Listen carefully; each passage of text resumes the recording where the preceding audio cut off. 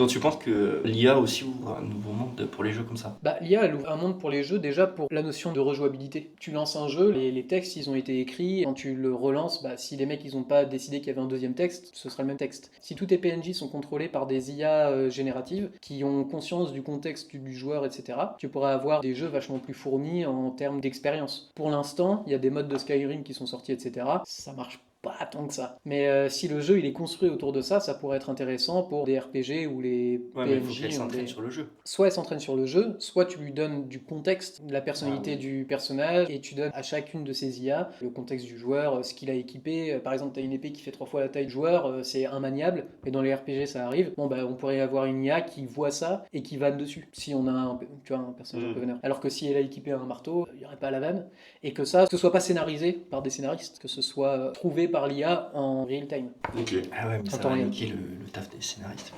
Bah, les scénaristes, du coup, ils s'occuperaient de prévoir les personnalités des personnages. Et du coup, pas chaque ligne, plutôt une cohérence d'un personnage. Lui, il est plutôt vanneur, donc hésite pas à balancer des vannes quand il y a des situations un peu.